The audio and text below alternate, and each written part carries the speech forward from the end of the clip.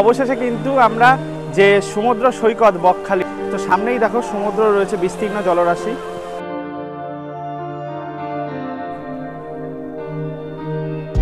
যত ইচ্ছা তত খাবে। আর এখানে কিন্তু মিল সিস্টেম, যতটা তোমরা পারবে ততটাই দেবে, মানে যতবার চাইবে ততবার দেবে। তো গুড মর্নিং বন্ধুরা, আরও একটা নতুন সকাল, আরও একটা নতুন জার্নিতে তোমাদের সকলকে স্বাগত। তো অ্যাকচুয়ালি আমরা কিন্তু যেতে চাইছিলাম দীঘাতে, কিন্তু আমাদের ট্রেন মিস হয়ে যায়, সেই কারণে কিন্তু আমাদের ডেস্টিনেশন হলো বকখালি।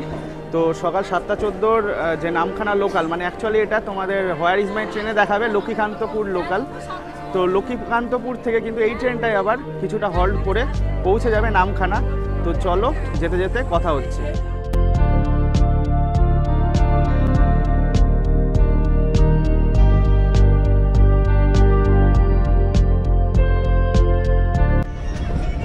দেখো সকালের ট্রেন হলেও কিন্তু এই ট্রেনটিতে যথেষ্ট বেশি পরিমাণে ভিড় ছিল, আর আমরা কিন্তু সম্পূর্ণ নামখানা অবধি দাঁড়িয়ে দাঁড়িয়ে যাত্রা করেছি।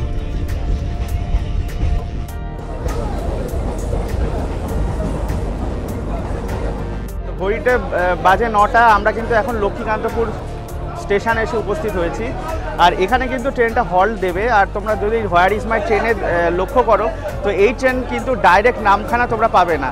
তো তোমরা সার্চ করবে প্রথমে শিয়ালদা থেকে লক্ষ্মীকান্তপুর, তার লক্ষ্মীকান্তপুর থেকে নামখানা। আর এই ট্রেনটাই কিন্তু একটু মানে 10 থেকে 15 মিনিট হল্ট করে আবার ছেড়ে দেবে, মানে 9:15 ছাড়ার টাইম। আর এই যে আমার সাথে আজকে জার্নি করছে অনিমেষ। তো অনিমেষ, আসলে আমাদের ইচ্ছা ছিল যে আজকে দীঘার সাইডে যাওয়া, কিন্তু আমরা ট্রেন ফেল করেছি, সকালে উঠতে পারিনি, সেই কারণে কিন্তু আমাদের বকখালি যাওয়া। ঘড়ির কাঁটায় অ্যালার্ম বেজে বেজে বন্ধ হয়ে গেছে, তবু ঘুম ভাগেনি। তো চলো ট্রেন ছাড়ুক, আবার যেতে যেতে কথা হচ্ছে।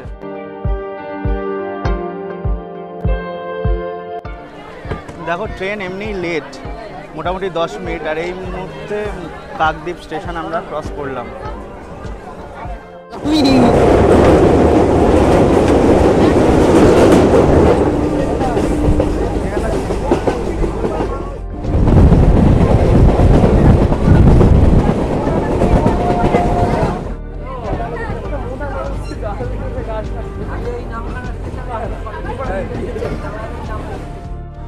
তো এই মুহূর্তে ঘড়িতে বাজে দেখে নাও 10:28। তো 10:28-এ আমরা এসে উপস্থিত হলাম নামখানা স্টেশনে।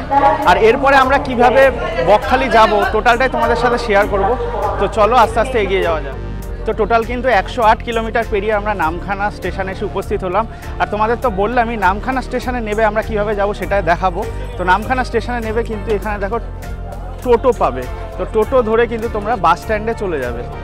তো এখানে মোটামুটি টোটো ভাড়া 10 টাকা করে নেয়। এখান থেকে বাস স্ট্যান্ড মোটামুটি 300 মিটার মতো। এখান থেকে বাস স্ট্যান্ড 300 মিটার, তোমরা চাইলে পায়ে হেঁটেও যেতে পারো।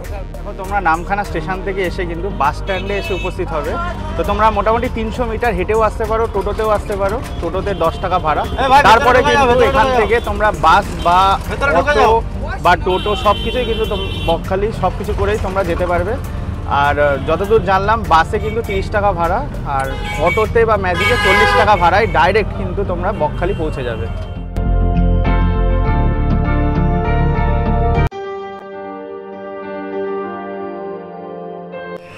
দেখো পৌঁছে গেছি আমরা বকখালি। আর বকখালি নেমেই কিন্তু ব্রেকফাস্টের পালা, যদিও এখন অনেক লেট হয়ে গেছে। দেখো এখানে রয়েছে পেটাই পরোটা, 15 টাকা শ নিল, আর সামনেই অনিমেষ। তো যাই হোক চলো খেয়ে নিই, তারপরে কথা হচ্ছে। এই যে বাসগুলো দাঁড়িয়ে আছে এটাই কিন্তু বকখালির বাস স্ট্যান্ড। আর তোমরা কিন্তু অটো, টোটো বা বাসে আসলে এই অবধি কিন্তু তোমাদের এনে নামিয়ে দেবে। তো এখান থেকে তোমরা বিচের দিকে যেতে পারো।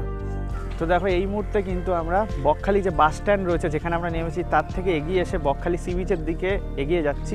আর মোটামুটি যেখানে বাস স্ট্যান্ড রয়েছে সেখান থেকে বকখালি সি বিচের দূরত্ব 500 মিটার মতো। তো চলো আস্তে আস্তে এগিয়ে যাওয়া যাক।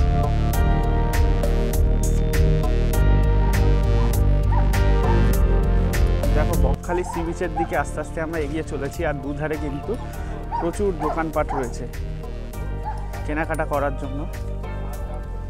যদিও বিকেলে এই বকখালি সি বিচটা কিন্তু বেশি সুন্দর আর জমজমাট থাকে, যেহেতু রোদ্দুর, সেই কারণে কিন্তু অনেকে যারা এসছেন তারা কিন্তু কম বেরিয়েছেন। মুহূর্তে কিন্তু বকখালির যে সি বিচ সেখানে এসে উপস্থিত হয়েছি। আর এখানে বিচে যারা রয়েছে তাদেরকে জিজ্ঞেস করলাম, মানে লোকালি, তারা বললো অ্যাকচুয়ালি বকখালি সি বিচে মোটামুটি সপ্তাহে 2 থেকে 3 দিন মোটামুটি সি বিচের একদম কাছে জল আসে, মানে ভরা কোটাল আর মরা কোটালের একটা ব্যাপার রয়েছে সেটা বললেন। আর অন্যান্য সময় যেমন আজকে আমরা এসে মানে সমুদ্র কিন্তু অনেকটাই দূরে রয়েছে, তো আস্তে আস্তে এগিয়ে যাওয়া যাক। আর দেখো মাঝখানে একটা খাড়ি মতো রয়েছে, আর ওই সামনে দেখতে পাচ্ছ ওখানে অবধি আমরা কিন্তু যাব। আর এই পেছনেই দেখো বিস্তীর্ণ বকখালির যে সি বিচ, এটা কিন্তু সন্ধ্যেবেলা আরও সুন্দর থাকে। তো অবশেষে কিন্তু আমরা যে সমুদ্র সৈকত বকখালির, মানে অনেকটা হেঁটে এসে সমুদ্র পেলাম। তো সামনেই দেখো সমুদ্র রয়েছে, বিস্তীর্ণ জলরাশি।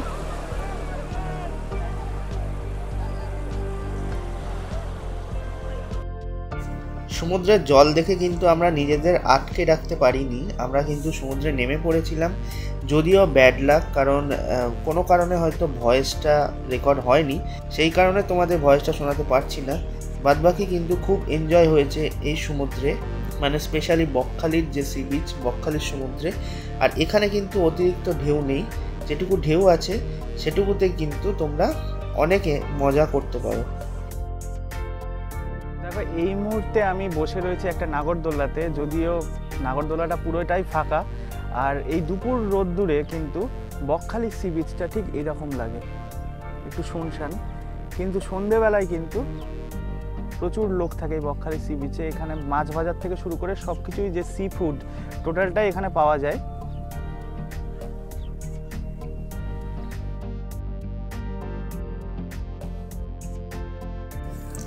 সমুদ্র স্নানের পর কিন্তু এবার আমাদের লাঞ্চের পালা। আর লাঞ্চ করতে যাওয়ার পথেই কিন্তু তোমাদেরকে অনেক কটা হোটেল দেখিয়ে দিচ্ছি। দেখো বকখালি সি বিচের নিয়ারেস্ট যে লজটি রয়েছে সেটা হচ্ছে ওয়েস্ট বেঙ্গল ট্যুরিস্ট ডিপার্টমেন্টের লজ। তো এখানে কিন্তু তোমরা চাইলে থাকতে পারো, অনলাইনে বুকিং করে থাকতে পারো। এছাড়াও কিন্তু এখানে অনেক হোটেল রয়েছে যেগুলো ফাঁকাই থাকে। তো আমি বলতে পারি যে ওখানে গিয়েই কিন্তু তোমরা বুকিংটা সেরে ফেলতে পারো, কারণ দীঘার মতো কিন্তু বকখালিতে অতটা ভিড় থাকে না, সেই কারণে কিন্তু অনেক চিপে তোমরা হোটেল পেয়ে যাবে।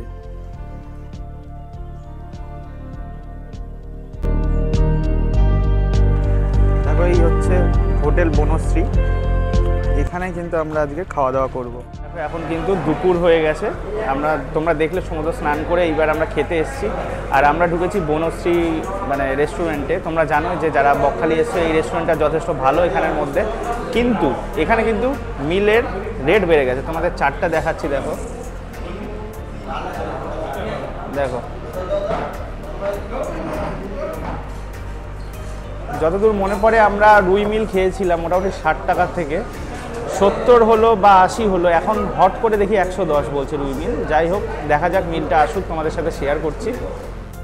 তো তোমাদের একবার দেখিয়ে দিই, দেখো এখানে কিন্তু আলু ভাজা রয়েছে, ভাত রয়েছে, তার সাথে একটা শুক্তো রয়েছে যত সম্ভব, তার সাথে ডাল রয়েছে, আর এখানে রুই মাছ রয়েছে, আর স্যালাড দিয়েছে, আর এরপরে কিন্তু চাটনি পাঁপড় দেবে।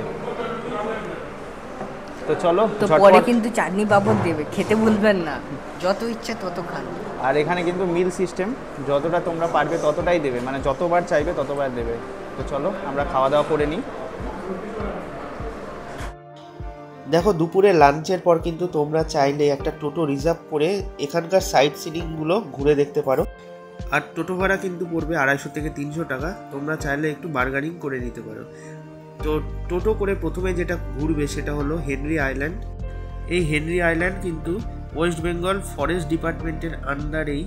আর এখানে কিন্তু তোমরা অনেক মাছের ভেড়ি এবং পশু পাখি দেখতে পারো।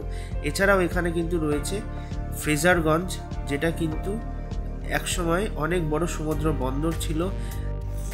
এছাড়াও বেনিফিশে তোমরা যেতে পারো, যেখানে কিনা সমুদ্র থেকে বড় বড় ট্রলারে করে মাছ ধরে এনে কিভাবে সংরক্ষণ করা হয় আর বিভিন্ন বাজারে পাঠানো হয়, এই টোটাল কর্মকাণ্ডটা কিন্তু তোমরা নিজের চোখে দেখতে পারো।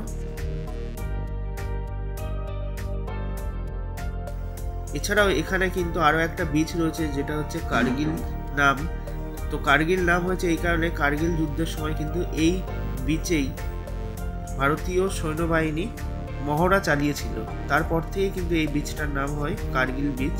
তো তোমরা চাইলে এখানেও যেতে পারো, আর এখানে কিন্তু সর্বক্ষণ সমুদ্র বিচের কাছেই থাকে। মোটামুটি এই কটা স্থান কিন্তু তোমরা সাইট সিনিংয়ে রাখতে পারো। তো ফাইনালি এবার ঘরে ফেরার পালা।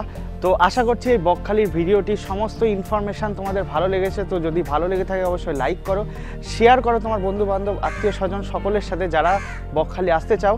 আর যারা এসেছো বা এই বকখালি কাছাকাছি থাকো তারা অবশ্যই কমেন্টে জানাতে পারো। আর দেখা হচ্ছে নেক্সট ব্লগে, আরও ইন্টারেস্টিং ব্লগে। তো ততক্ষণের জন্য ভালো থেকো, সুস্থ থেকো। আর এদিকে বাস হর্নও দিচ্ছে, বাসে উঠে পড়তে হবে। তো আজকের মতো এখানে শেষ করছি, দেখা হচ্ছে নেক্সট ভিডিওতে। তো ততক্ষণের জন্য টাটা।